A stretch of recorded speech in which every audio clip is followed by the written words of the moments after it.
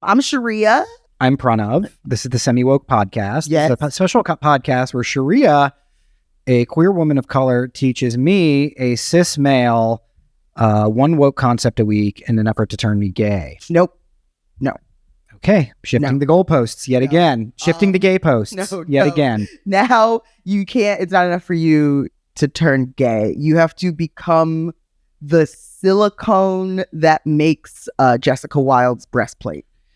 Every week it gets more abstract and more autistic, really, in terms of the specificity of the references. It's also a reference to like recently on the. Are you watching All Stars? You know, you're not watching All Stars. On All Stars, they just did Jessica Wilde. Spoiler alert! A few episodes ago, Jessica Wilde won and did. You know, it's like those old Hair Club for Men commercials, except for gayness, where you're like, not only am I gay, I'm also the president. That's right. Of gayness. That's right. Okay? I wish I were president. You're like a gay historian.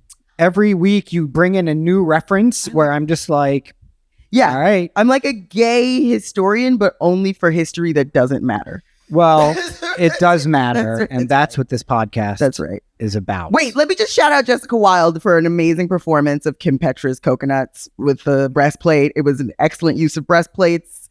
I'm not a big fan of breastplates all the time. I don't like when you can see the cuff of the breastplate. She did this excellently. They shook perfectly, and it was perfect for the song, perfect for the performance. Listen, we love you, Jessica Wilde. When I hear breastplate, I think of like medieval armor. I think of armor. Somebody arrows puncturing, you know, a broadsword falling on it. You know, the like when a queen has like titties, like those are usually breastplates that they put on. Like a queen? Like a drag queen when she drag queen. When a drag queen has like those like titties. I think make like Queen Elizabeth. Yes. Cat I'm pretty sure she was using a breastplate too. I know she None of that was real by the end. Yeah, she was run on like totally on like silicone, like robotic parts, and then the blood of children. That's right. That's right. Like minority children and silicone. absolutely terrifying. This is the first queer straight collaboration since Beyonce and Honey Balenciaga. Shouts to Honey Balenciaga. Okay, who's the straight one there? Beyonce. Okay, at this point she's such an icon. She's such a queer icon. Yes. And Honey Balenciaga. Honey Balenciaga is on tour with her right now. I can't wait to see her, but she's on. They're on tour with her right now, as a backup dancer. Honey Balenciaga is sort of like a big star of the ballroom scene. Although, how did I not know that? How do I not know her? You probably have seen some of the Vogue battles. Like, there's a very famous Vogue battle between. I've probably seen those, huh? On Twitter or TikTok or whatever. You probably have seen it just randomly. Sis, I love you. I love you like we're kin. But you know we're on totally different algorithms, right? Yeah. This is, again, the recurring chronic issue with Sharia, where she just assumes I'm in on her algo. You know, all the way from the autistic K-pop references, all the way to like, you know, when Honey Balenciaga with the breastplate and there was an iconic battle between Honey Balenciaga and Michaela, and there's like dispute over who won. I love you, Honey. Michaela won that fucking battle. And when I show you... Oh, okay. Why didn't you start with Michaela? Oh, okay. She's not on tour with Beyonce. But yeah. Are we gonna cancel anything today? No, I want to get straight into it with our guest. By way of introduction, I am going to show off these caked up thighs in my Muay Thai shorts, just really quick, just so everyone can get it out of the way and stop being distracted by them here. Okay, we ready? Yes. Boom boom shots. Bow. Yes. Hello. Yes. Working. Hello. Slay. I can see your entire vulva. Okay, listen, first of all, it's beautiful. That is my dick hole you're talking about. Okay. It's just a vulva that hasn't evolved yet. It's a vulva. All right. It's male and it's a vulva. That's very cute, actually. Okay. Listen, by the way, speaking of turning me gay, I am becoming a little bit gayer. I was just in LA. I was on the West Coast for about 3 weeks doing shows and da-da-da-da-da. And I was with my friends, and I speak differently now because we were watching. I think at one point I used the phrase, "Oh wow, they're serving autistic cunt," and they looked at me and they were like, "Wow, Pranav, I haven't seen these friends. Some of my best friends, I haven't seen them in like 6-7 years. Like, wow, you've really grown. That's right. You've really grown as a person. Look at you. I'm making you better. Yeah, you can understand more references. I was like, it's giving growth. That's right. Actually, it's That's giving right. growth. That's right. Yeah, so I thought you'd be proud. I am At that moment, I was like, wow, Sharia really has gotten her gay hooks. Cannot wait. I can't wait till you're fully evolved and you're like, bitch, the face is beat. You know who can wait? My girlfriend. Okay, just putting that out there. I love her so much. I know. You guys are the best lesbian couple. I made the mistake of sending you pictures of us hiking, and it just confirmed all of your prejudices towards us being a lesbian couple. Dildos. Like, hey, Not dildos. Okay. Okay, let's we're here to introduce a very special person to me and hopefully to you now. Adisorn of the Hills, my coach, my Muay Thai coach, Alex. Alex, welcome to the SemiWoke podcast. Thank you for coming on. Pleasure, Pranav. Thank you very much. Okay. Good to be here. Thank you very much. Alex, I've been doing Muay Thai now for the better part of I'd say almost 9 months, 10 months now almost. I think it started in September, so whatever you that have a is. Muay Thai baby. I have a Muay Thai baby. That's right. Yeah. It's actually a bruise on my thigh that is now hardened. So now the nerves are deadened. That is my baby. I gotten kicked here so many times by Vivian. Vivian actually hit me so many times on the thigh that Is one she day. your teacher? No, she's In an life. advanced student. And I remember after like 1 week of her kicking my thigh straight, the nerves were deadened completely. Mhm. And I was like, wow, I'm a fucking badass. I'm kind of jealous of that. Yeah. Mhm. I know you are. I would know love you to are. kick you. Alex is my Muay Thai. It's a mark of pride, right? When you you get out of the training room and you're kind of hobbling home. You Dude, know? I love it. Yeah. I love it. The other thing is my 2 middle toes on my right foot are completely shot now. Because I remember you were saying they were kind of like. yeah, I definitely broke those 2 toes or fractured them, and then I just walked it off. Yep. And Good. I since taught you well. You did Good. teach Yeah, me well. Yeah. And Just once in a while, an just accent. bury all of your pain and your childhood trauma and just shove it deep down, and then just wait for it like 10 years to explode during a holiday Well, dinner. listen, I am a child of immigrants, so that comes very natural to me. That instinct comes very natural to me. Yeah. I love that after Muay Thai, you're just like hobbling home and your feet are fucked up. You're like a bottom who wears heels. That's true. I'm like, I'm so sore right now. You're fully like walking home. You and all the bottoms taking the walk of shame. I did good. Like, yes, girl.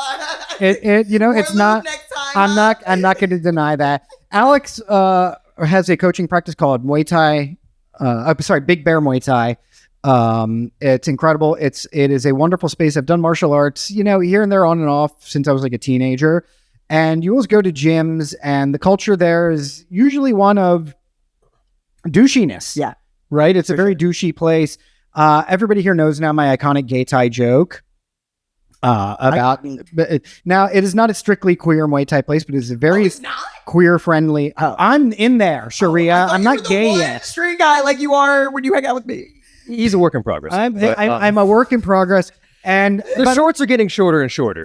When the joke really erupted for me was when it was, I think, the first time I went sparring there. And just before we started sparring, Alex unfurls a trans anarchist flag and sticks it up on the wall. And then somebody else in the class goes, gang, gang. And I was like, all right, I guess I'm doing gay tie now. Okay. And gay tie it is. For me, I had already loved the class. I was like, I'm in now. I'm balls deep in this now. Yeah. And Alex runs a very cool, very highly inclusive space that I think is also very rigorous as a martial arts practice too. Mm-hmm. And I appreciate it. It's changed my life. It's transformed my life. I love doing it. If I'm having a shitty day and I go in to do Muay Thai, I come out feeling so good. Okay. Did you start this gym or you just you run it? Yeah, it's mine. Yeah, it's my baby. Own it and run it? Yeah. So it's like I founded it about I was thinking about this recently. It's about 5-6 years it's been going on now. And so I started it from the ground up, and I obviously coach it, and I have some other folks who kind of help assist, etc. Some of my folks who have been with me have been doing it for a minute, but it's my thing. Jordy. Jordy. Yep. Everyone. When it's like I always say this, you hear my spiel, but I say this all the time. Yeah, Jordy, other people, Vivian, etc. God bless everyone. But it's like at the end of the day, it's like them, and especially case in point, myself. I always say this, like, there's no hierarchy, all my spiels, tangents, if you ever come to class, there's no hierarchy. We're all equal in this. I am just a person pointing in a direction. And if you decide to go down that path, etc., we all have things to share with each other. This is a mutual aid space, so to speak, with a focus on the martial discipline. So it is a highly leftist space. Every once in a while we'll be training. I remember it was like St. Patrick's Day or something. And I go on my sitting shit. there, and in between drills, Alex will coach us or whatever. This one time he's like, you guys know why they were green on St. Patrick's Day, don't you? And me, I'm a comedian. I'm like, let's get ready for the punchline. And then he's like, well, during the British colonization of the Irish. And I was like, oh, shit. We're getting a history. I was like, I thought he was going to crack a joke because that's how my mind works. Instead, he goes straight into the deep, hardcore shit. I'm like, oh, fuck. Here we go.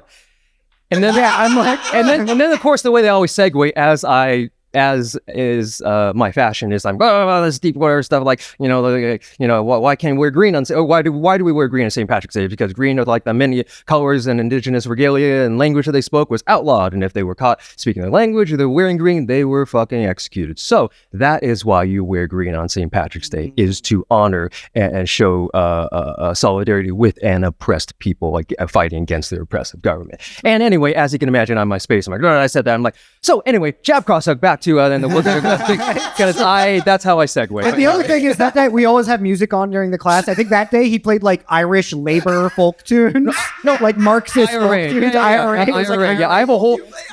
I have like 20. Yeah, but I definitely have like I have my typical whatever working out stuff, and then I have like IRA, German anti-fascist hip hop. Yeah, that's the other one, the German hip hop.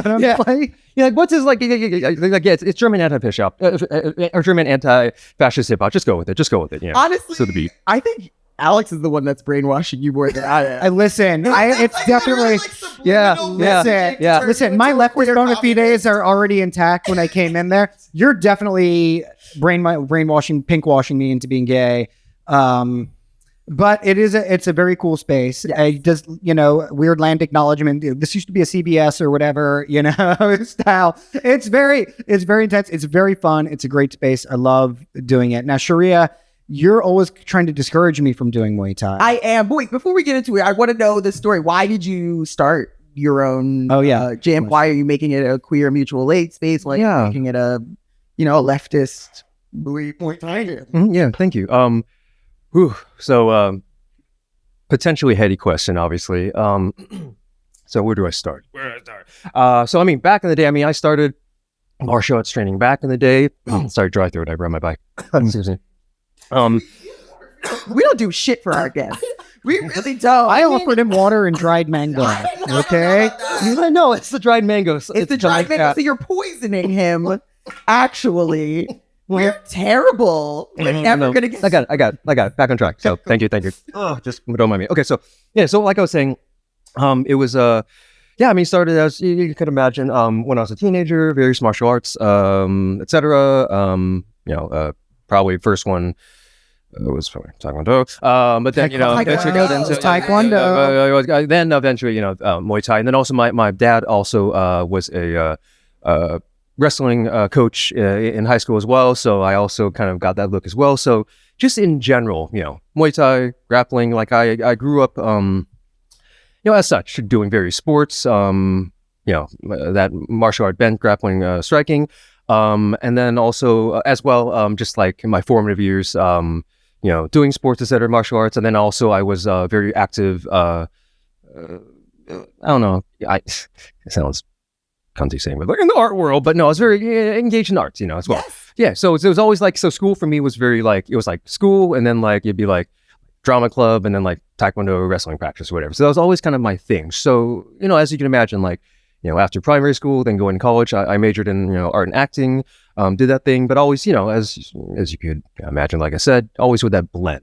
And then, I grew up in Seattle, Washington, and then school, and then came over here. I've been here in New York City proper for about 10 years. Okay. So my journey was as such, moved over here, and then just doing my thing, as you can imagine, in the arts and stuff, but always as well athletics and fighting. And then got me deep diving into myself, but the way it kind of transitioned was it was kind of the combination of I started working, managing and coaching a Muay Thai gym in Williamsburg. It's defunct now. It went under years ago, but I started working there, managing, coaching, and kind of also at the same time, as you know, I've been saying, engaging in the art world, acting, etc. But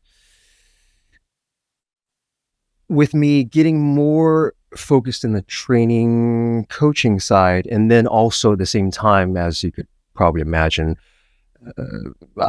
being in the art world and kind of just getting fed up with the toxicity that is in the art world, the acting world especially, all the toxicity. I mean, I say it's like there's a reason that it's the running joke is like, oh, who's dick dad or suck and get a break in this town? It's not a fucking joke. It's the real fucking thing, Yes. So it's like all of that, let alone that just like, and also getting some capitalist shit, but like literally it's like you are the product. So just like everything, like it's so like the most like insecure and like diminished feeling I was when I was such in the art world. Cause like you were such like, this is my weight, this is my height, here's my headshot. It was just like, so you were the product and you're always just like, chasing that carrot.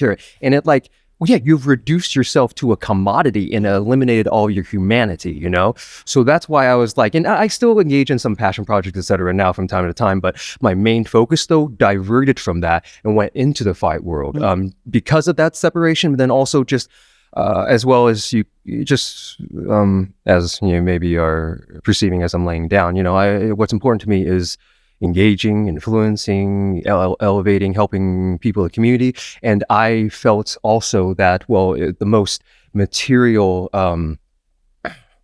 benefits, positives I saw in my life was from physical empowerment, training, etc. people. Because, I mean, I always say this. I mean, I love my actor friends, and there's great piece of art, awesome. But still, at the end of the day, it's like, I don't know. For me, it's like, how influential was I when I did, this great dramatic monologue and 9 people had a standing ovation at my small off-Broadway theater, or, fucking like, given the tools and the confidence and the strength and the resiliency to just the community in that way, I mean, that is has been the most beneficial, rewarding, and all the other avenues and threads that come from that. But can I ask you, because you say you're talking about the toxicity, and definitely we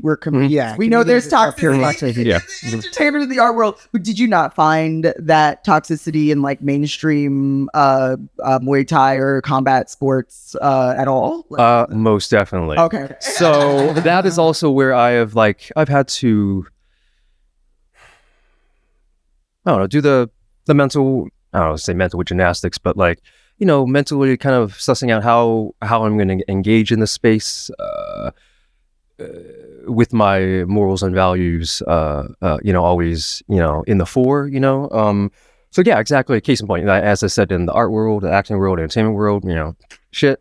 But then also fight world. I mean, we all know, exactly that, UFC, all this stuff, it's very fucking toxic. They're very, base level, and just like that hyper masculinity, toxic masculinity. Because what is the base of that? That is it's not just being a big, strong man, but the layers of that, insensitivity, bluntness, like, no empathy, and just like my way or highway, it's that. And then what goes even deeper to that? What is toxic masculinity an extension from? White supremacy, capitalism, colonialism. Because this country was only like was don't forget, we have rights now, but every single fucking right that we have was fought for with blood, sweat, tears. We didn't sit fucking nice in front of buildings with kumbaya with signs. Fucking people died to get you like fucking people died for 8-hour work weeks. And so. It's it was blood, sweat, tears. So so I'm getting lost in the weeds. No, but for sure, Alex does be rolling up to Muay Thai class. You can see my tangents. Shirtless and in a balaclava. Some guys, I'm like, this guy just got done plotting something. Good. You know what's funny? It was like this is a real thing that happened. Like I just came back some months ago and like whatever. I had a pair of joggers on. They have like a logo. Like I had some black tape over the logo. And one person, the member, was like, "Why do you have tape over the logo?" It's like, "Oh, don't worry about it." She's like, "What?" It's like, "It's a lifestyle. Don't worry about it." She's like, "Sketchy." I was like, "Just don't." Shut up. So just fine as a organization. It's fine. It's fine. It's fine. Don't worry about it. Don't worry about it. No, definitely. I'm very with that. Like, we do need to learn to be somewhat militaristic when we are fighting for our rights. And like, those rights are not going to be won with kumbaya. I definitely understand the utility of learning like combat and being prepared for combat, for sure. The revolution will not be won by K-pop knowledge, K-pop facts. I know. I'm not going to be much help during the revolution, but I'm going to be a good time. I keep trying to convince Sharia to come and join the gym. Mm-hmm. And she just hits me with a wall of K-pop facts and distracts me with that. And smoke bomb. Yeah, just to shut me up. She's like, "This is my power. I'm going to annoy motherfuckers to death with my knowledge of K-pop." That is what she does. I mean, okay, so I did take kickboxing a little bit for a while. I took kickboxing. I took a couple of kickboxing classes in Thailand, but I also took like girl kickboxing in some midtown. I hate that shit. Here's the thing. There's two parts. I understand why they do it. They want to create a safe space, and because exactly, there's a lot of toxic ass motherfucking cishet men there. Yes. I love your pronoun. But then they come into the space. So I understand why they've had to do that. But my bent and why I do specific mixed practice classes, mixed level. Everyone's in there. Sometimes it gets like, if there's a lot of bodies, it gets complicated. But there's a reason I do that, because we are all equal. Yes. And we trade information, and we uplift each other. And and especially the case in point, gender. It's like I don't want to create any separation, because even though if there are the reason for women's fitness classes to be made, as I said, is important, and there's a reason for it. But why I have it all mixed is because I don't like creating any separation. Whether that's hierarchy or creating certain pockets of a certain community, and that's also, let me super loop it kind of back to the art world back again. It's like, for instance, like I was very engaged in, like, as you can imagine, like the Asian American theater, etc. But my issue for a long time was that it was very much Asian American theater. It would be very insular, which is good, because it hits upon issues and notes that are very pertinent and important in the community. But it creates kind of this very like insular world, though, that is that very is exclusive, and I want to create an inclusive space. Yes. So I absolutely, and I'm sorry, it was very toxic. The girl kickboxing class is extremely toxic. How so? Literally, they would just scream at you. They would say, if you're not doing 110%, what the fuck is the boy? I'm like, bitch, calm down. I'm just trying to lose some weight. I mean, I scream too, but it's mostly I'm just like berating like me, Pranav's haircut or something. Yeah. That's fine. She was weird and mean. And then there was like I got bullied in the locker room by all these like finance bitches. Oh, yeah. It's very, it was very toxic. But you know what? Any space can be toxic if you don't encourage inclusivity, if you don't discourage hierarchy. So I appreciate that about your space. Thank you. I was going to say now, I remember the thread of what you initially asked me, and then we got totally lost in weeds, as I always do, great neurodivergent minds think alike. So but no, neurodivergent minds diverge often. Shiny object. Okay, so so toxicity in the fight world, exactly, and that is why I have engaged as such, because my values, but also because to create a safe space, as I said, because there's so much toxicity in the sport world, the fight world. It's just everything. I mean, you see everyone like turn in the UFC. I love UFC, mixed martial arts. My competing background is in full contact fighting, but it's just it's toxic, and the whole getting each other's face. And I know why they do it a lot of times to sell tickets, but still it's that, but even like you get off the big stage, like even in the gyms, the dojos, as you were saying, it's just this vibe, and it's like just kind of this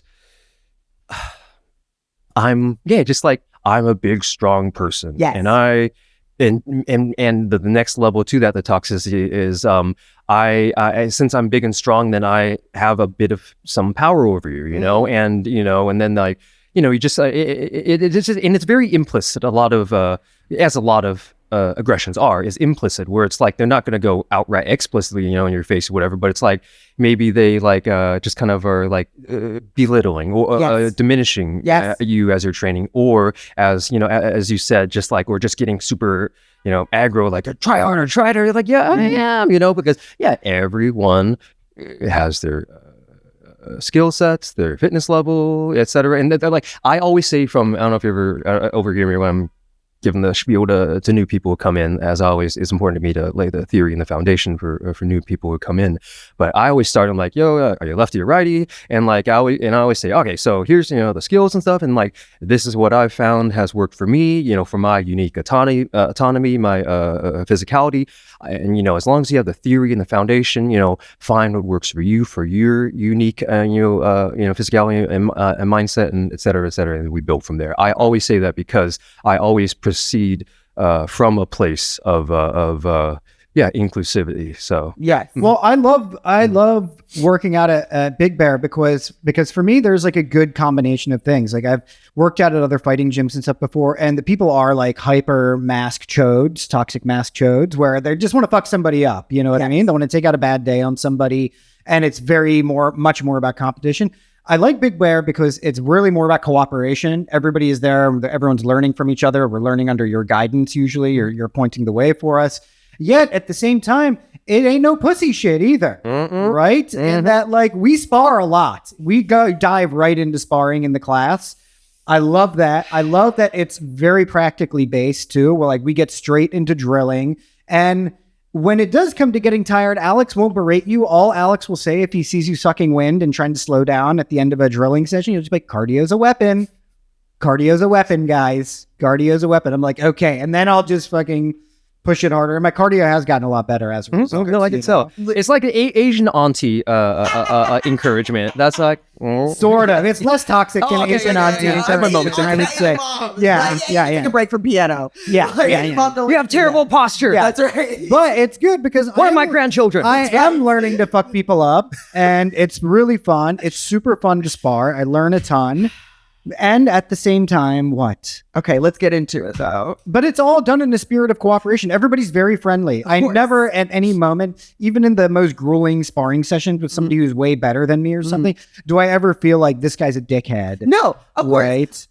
Listen, my issue with sparring isn't necessarily... And there's a lot of checking in too. They're like, yo, are you good at this? Yeah, you all right? It's never there. You're never there to brutalize somebody. For sure. But you are hitting people in the head. Hitting people in the head, I believe, and Alex, you can weigh in on this, I believe is a natural part of existence. No, it's literally, do you know how many... It is a natural part of existence to hit and be hit in the fucking... Like you hit me all the time, Prana, but with your words. I hit you... I hit you. You know what's the most humiliating thing is we'll spar, and Alex will spar too. You get in there. I'll be with Alex, and I'll hit him in the face, and I'll be like, oh shit, I'm sorry, because it's my teacher reflex. And then he's like, no. And then he'll do a humiliating thing where he'll just put his face out, be like, hit me a few more times. I'm like, bro, I am not to be taken lightly. You understand? You do not know the depths of my power. I am not. You do not know what you are dealing with right now, sir. Now you're like a 80s. He'll just do this. You'll be like, go ahead. Do it. Nerd. God damn it. Nerd. Yeah. Punch. Yeah. Punch. Stop hitting yourself. Stop hitting yourself. Stop hitting yourself. But it's kind of the opposite. It's like, no, just keep hitting me, pussy. That's not what he says. It is implicit. It's fine. Okay. Listen, what is the doctor recommended amount? Like the amount of times you should be hit in the head, or like you can zero. It's zero. Doctors say you should be hit in the head. Your skull is not supposed to, like your brain is. It depends on the doctor and which pharmaceutical companies are lining his pockets. No, okay, not supposed to be hit in the head. You like the trauma to the brain is, even though it may seem minimal at the time, can later manifest into some really difficult. That's my issue. My issue is with sparring. Like we can't deny that, like especially with MMA, of course, that's way more brutal. Like okay, but sparring itself is not full contact, right? When we spar, we're not going 100% at each other. Sure, right? But you're still hitting each. You are. Look, I think what you're saying definitely has some validity, especially when it comes to people who are in actual combat sports, people who are fighting in UFC or other MMA promotions, in boxing. But also Muay Thai. These people, They're with Muay Thai deaths. listen, I'm not denying that, right? I'm saying that can be an issue, right? Mhm. But listen, that's football. That's many sports. Sure is. And that should stop too. I don't think we should risk CTE for anything. Like, I mean, especially I know you don't teach young people. I know you only teach adults. Right? Do you teach kids at all, Alex? I do as well. I don't have explicit class for them right now, time schedule, but I have and I do. You do. Yeah. Side note, every day there are 38,824 automobile deaths. Just so you know. Yeah, listen. So, you're talking to the wrong person. So I'm saying head trauma, No, when I'm dictator, there will be no cars. Everything will be high speed, Listen, electric, bullet. Do you not consider K-pop head trauma? Absolutely. I do. No. Okay, we've discussed this.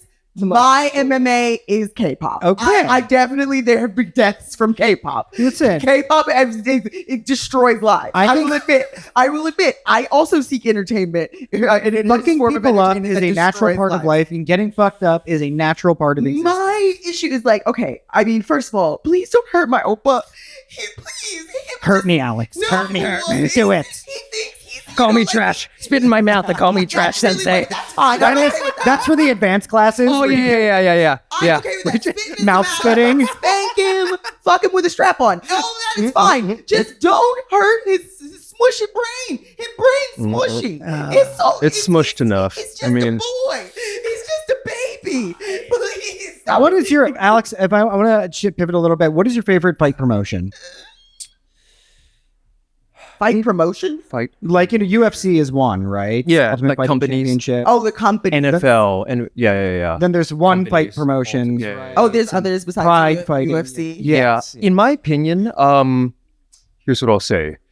UFC, I watch UFCs. I find other ways to watch them from the mainstream because I don't like putting any of my capital towards them. Talking about stealing cable, y'all. Respect. Because Twitch, because just in general, if you followed any of it, like low fighter pay, they're literally like shells of themselves afterwards. Like, like now, if you go get to like Conor McGregor money, then cool. But you know, the average people, they make sometimes like just like low, like 5 figures. I remember years ago, there's some people who had like show money for like $5,000 and Conor is on the cards. It's fucking ridiculous, you know? Their heads up forever. Yeah, you know. $5,000, they don't give benefits. So it is a highly exploitative industry in terms of actual professional. Yeah. fighting. So what I was saying was like, okay, so promotions UFC. So very like, and Dana White he's essentially a union buster. He has fought against them unionizing since the beginning, you know?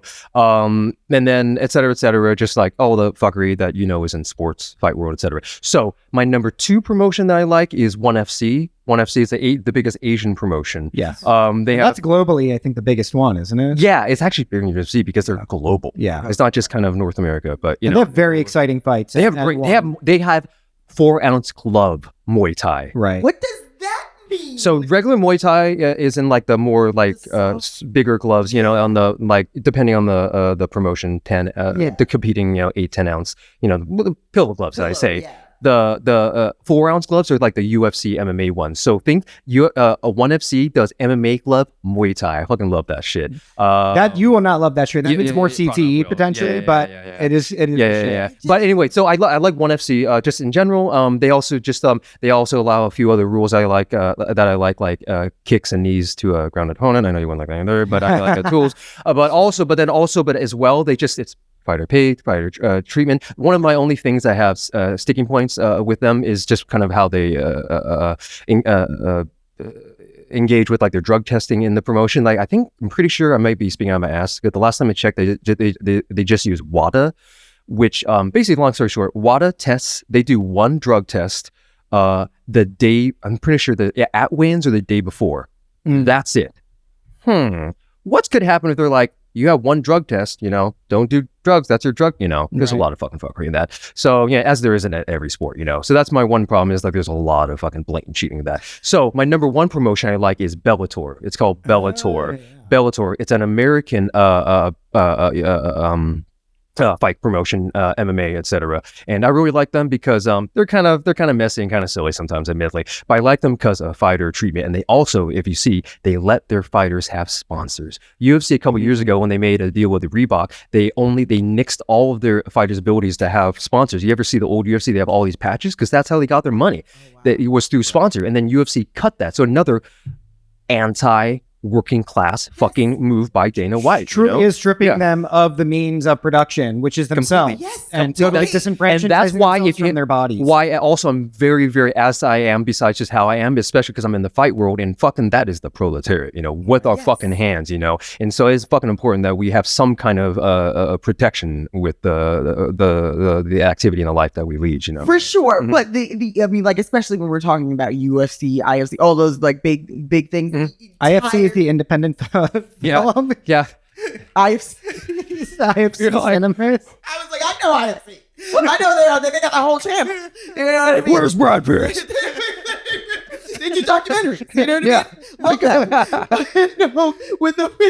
With the huge UFC, the MMA, all that stuff. The point of it is like it's very much putting extremely working class people who in a ring together to beat each other up. So that definitely is going to cause some permanent damage for the benefit of a huge corporation and a bunch of other people who are just enjoying extremely for that entertainment. And look, that's true of a lot of industries. So that's not exclusive to, you know what I mean? Most industries rely on the backs and the bones and the brains of working class people, and they don't really pay them very well. That's the bedrock of capitalism. Right. But with combat sports, there's an extra element of like, we definitely, like, from the beginning, from the 1900s, we've known that even like boxers, they usually die, especially boxers, but like boxers, football players, the MMA is actually like they take way more hits than they take. Like, do they take more hits because boxing is all striking, and MMA you choke people out, rules, right? You can submit them, right? It's not always head trauma that gets them. So you know what also causes head trauma? Lack of oxygen to the brain. Which is choking people out. Like you can't separate the brutality. And none of us make it out of this world alive. So It's true. We're not gonna make it out alive. Thank you. But the hope is that at the end of our lives, we're not like completely reliant on someone to take care of us on the most basic ways. We all are. Okay, but like these people, a lot of times CTE doesn't just cause the like dementia. It also causes the depressive reactions, the aggression reactions, the a lot of these like wrestlers and MMA fighters. Let me finish. Yeah. They end up murder-suiciding their family. Sorry, content warning, trigger warning. A lot of times. It's true. A lot of times. They end up killing their families. They end up, like, I'm not kidding. It's true. That's their retirement plan. Nobody can take care of you anymore. Exactly. No, they because it fucks up with the frontal lobe, right? Well, the frontal lobe. Listen. Logic, reasoning, yeah. That's right. So they completely act out with aggression. A lot of people say OJ probably had CTE. There's like, because you can't know until after you die, and they study the brain. These things, like, they are almost inevitable when you're taking repeated hits to the skull. Listen, you know what I will say in support of what you're saying is that very rarely do I see an older retired fighter, boxing or MMA, who's totally lucid and totally in there. And like, you look at like Muhammad Ali, who is an iconic guy, like my grandfather in India, they love him, right? A symbol of freedom. Yes. And you look at him in his later years and you're like, fuck, man, this guy definitely, all those hits he was taking from George Foreman and rope-a-doping or whatever and trying to tire him out through punches, it definitely caught Muhammad Ali is the best case scenario. I'm gonna say this very quickly. It's two things: rule set of the promotion and the fighter's technique. What was Muhammad Ali? God bless, fucking one of the best. But you just said rope-a-dope. What was one of his most famous techniques? I'm going to let you hit me as much as you can until you're tired, and then I'm going to hit you. Yes. Okay, that's a great idea, bro. It's like the Rocky strategy, for sure. Really. Yeah. That was Rocky's whole skill, was like, I got a hard head. It ain't that hard. They made a whole Simpsons episode about it. Did they? The thing is, with MMA, I look at some of the earlier icons of MMA, the Chuck Liddells, Don Fry, whoever, and I mean, look up Chuck now. Liddell. No, yeah, exactly. Yeah, and like I look at Chuck Liddell now, and I'm like, this guy is not all there right now. You know what I mean? Like this guy definitely got fucking clobbered one too many times, and These are the best case scenario. There recently have been like a spate of MMA deaths. Yeah, like it just happened. Like they get hit in the head and then they die, and that is also kind of like. Woo, at least they didn't, you know what I mean? At least they didn't kill their whole family. What I mean, like it's to me to me it's so barbaric, and I'll say that for football. I say that for anything where someone's getting repeatedly hit in the head. To me, the barbarism doesn't come from the brutality of the sport itself. It comes from knowing what the result is, and still permitting it to go on. Continuing it anyway. Is there a way? So what I'm saying is, I'm not against, because I do think there is so much value in creating a space for specifically queer people to feel safe, learning to fight, getting their aggression out, and participating in a sport that might exclude them in other spaces. I think there's definitely value with it, but is there a way to do this that protects your head and protects your future? You have headgear, and look, not everybody who does a Muay Thai class is going to be a professional Muay Thai fighter. So I think taking a class and even sparring is very different from somebody who devotes their life to it. Sure. Right? Sure. One other question I want to ask, and I want Alex to weigh in on this, is that whether we like it or not. You didn't answer my question. Okay, fine. Go ahead. Go ahead. What's the question? So my question is like, is there a way?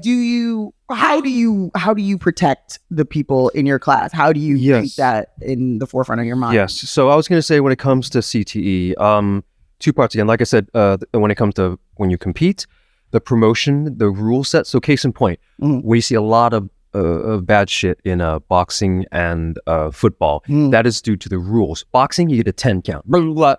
MMA, if you ever seen MMA, they call it off. You're done.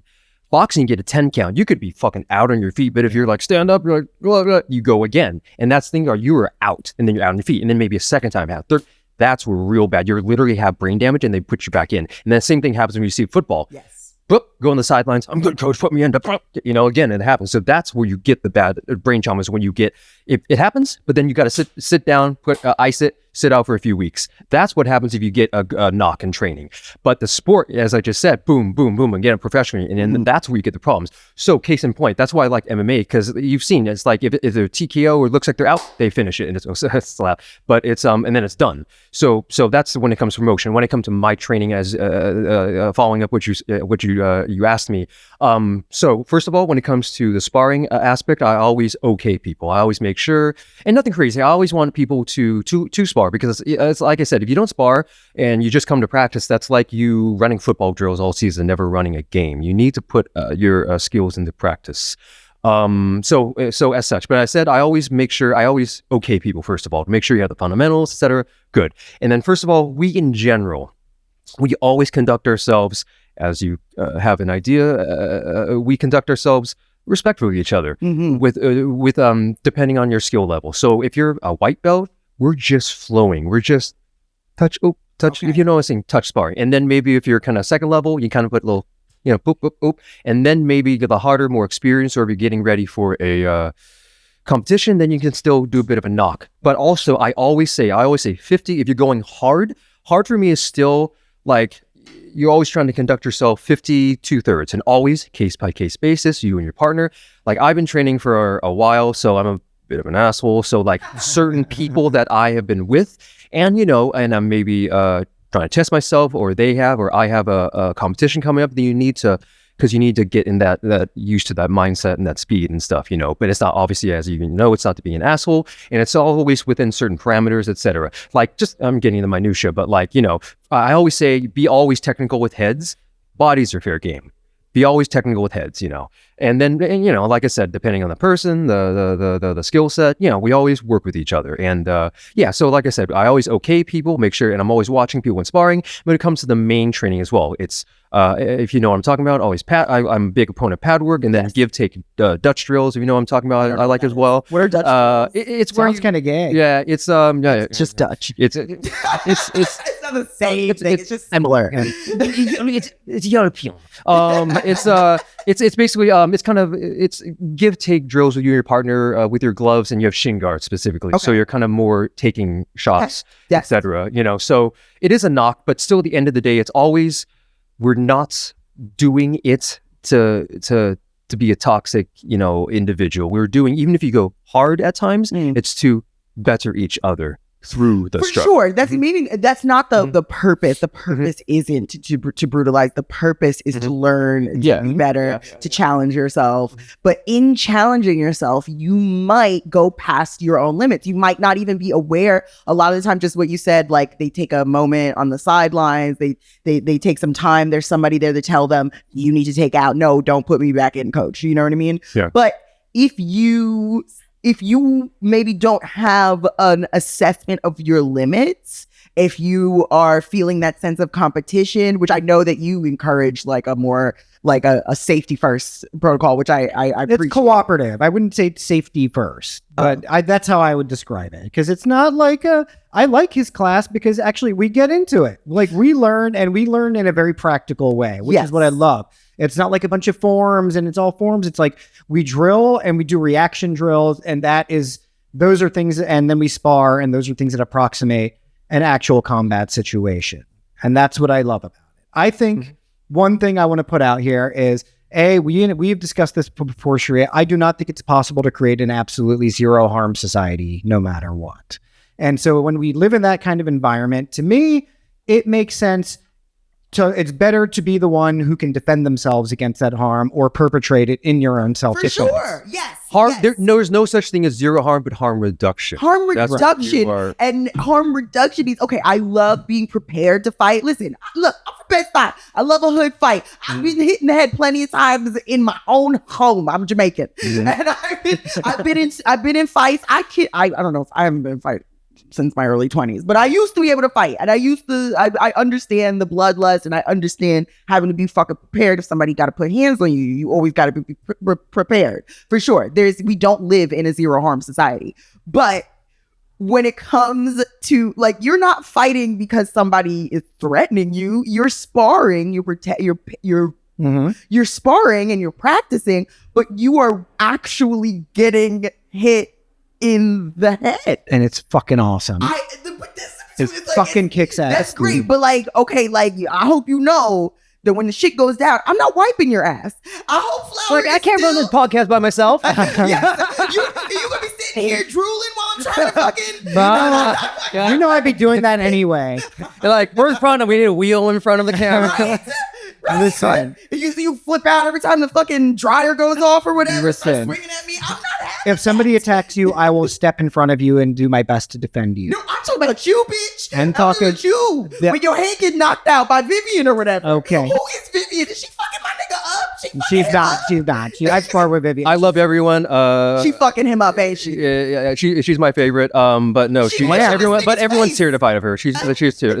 Everyone is so funny. I love you. You're going to listen to this, but no, everyone is just like, I'll pair them with like, oh God, or I'll mention it. Like, oh God, I'm scared of her. It's like, it's fine. She's a savage. I love her. Her technique is excellent, I have to say. That's great. Can you tell her not to hurt my Opa? Can you just please take care of my Opa? Not the face, dude. Not the face. Okay, Vivian just not the face. can't hurt me. Yeah. Okay. She tried. I sparred with Vivian. That was light work. You heard bitches that. Out neither. You heard that, huh? Just please take care of my Opas. This is gender equality at work here. Okay, listen, okay, equal rights and lefts. That's cute, but like, please, we need his brain. Okay, that's where the jokes are. That is true. But we do thank you so much. Thank you, Alex. Thank you so much for your coaching. You're amazing. We love it. Let's get into our next segment because we got to wrap things up soon. Okay, we're about to play a game of Blame It on Capitalism. My favorite game. Yeah. Alex, do you want to do this? Yeah, we're gonna have Alex do it. Yeah. Got it. Okay. All right. Pick one piece of paper out. Okay, and then I just like wait, I Just them we'll give you a second. Look at it. Think about it. How can you blame capitalism for this particular issue? Oh, okay. Right. Some of it's very random. Go ahead. It's all real. Right. So I can look I'll at give this. you can pick one paper out And look I'll at give you a minute to look at it, give look you a at it, response. Go ahead, look at it. Okay, cool. What is Oh God. it? What is it? Can I see it? Yeah. Okay, Scientology. Scientology. Ooh, This is a good one. that's All a right, good you one. have 1 minute to make the connection, and then we will go into your explanation. Wait, man, on Please don't sing the song. It's bad. Don't sing the song. Don't sing the song. Maybe I'll sing it all. Okay, listen, you're giving me CTE right now. You're giving me CTE right now. Don't The distract words Alex. are like just like Exactly. jab crosses at my frontal lobe. Whatever you're ready. It's throwing them off. It's throwing everybody off. Right? Listener count is plummeting right now. Listener count is plummeting. Y'all are fucking disrespectful to my girls Yoda Chingu, and I'm not gonna fucking. Yachachingu, G-Friend, Jokwan, Oh, we love Joquan. Shouts to Joquan. Akmu. You like Akmu? All right, you ready? Yes, sir. All right, let's play. There we go. Alex, blame it on capitalism. Scientology. Go. All right. Well, I mean, I don't think this is anything out of left field for anybody who's savvy, but Scientology, if you have any idea of Scientology, number one, it was just founded by a science fiction writer who just wanted to make a religion. He literally just said that, you know? And then, of course, what is it? You have to pay your dues, etc. Why like the Tom Cruise of the world? All the money, you know, and stuff. So it's like, literally, it's just, so what am I saying? It's literally just a grift that he made so he doesn't have to pay taxes and he make fucking money, you know? And then what is it? It's literally then also a pyramid scheme, you know? You ever all see those people all around like, what is the machine they test you with and stuff, you know? E-meter. E-meter, yeah, whatever. That's Obviously, like the Theranos machine, basically. It's Yeah. so fake. Theranos. Theranos, you know, Elizabeth Holmes, the blood machine. That's like the level of that machine. Yeah, that's fake news. Yeah, throwing machines are fake news. Yeah. So, yeah, and then you see them always like canvassing, trying to get you into them. So then so not just like so you're not just a member, but then you can give them money, Yes. you know, and then around it goes. So yeah, Scientology, you know, it's like That's the biggest marriage of capitalism and religion, you know. It truly is, because you know what? It is totally just a tax dodge. It was literally the first religion that was founded on the tax dodge. That's why it had to be uniquely American too. You know what I Also, mean? they literally basically enslave people. They do. You have to sign a billion-year contract. I think Alex just nailed to it. do labor for the to keep the thing going. But yes, It you're is a right. pyramid scheme and a tax real dodge. estate scheme, a tax dodge. Yeah, it's all of that. everything And about also, that. you never see poor Scientologists, right? They Right. only recruit people who have more money or have earning potential. Nope, They- nope, not Sea Org. Sea Org people are where the poor Right. people Okay. go. Oh, definitely. Right. Yeah. Definitely. This goes into it, right? Like Yes. they really are interested in attracting people with money. That's definitely their biggest Yes. recruiting tactic. The people who don't are just there as like Labor. as as Free as just labor free forever. slaves. Yeah. We call it Yes. slaves. Capitalism is a mental illness.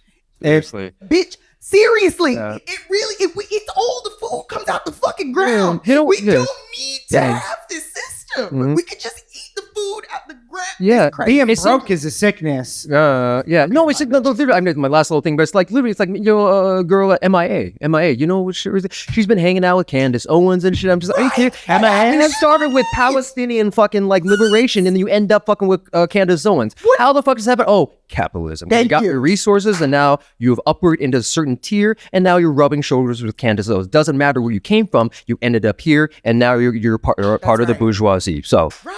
She was a Tamil tiger. Yeah. All that shit. Yep. She I was know. all and that- the now bad you're was- started from here, and now you're just the bourgeoisie. Oh, God, Sorry. it's so painful. Oh, used went to from love paper you. planes to private planes. Oh, that's a good one. God. That's a very good one. I'm Yeah. stealing it. Yeah.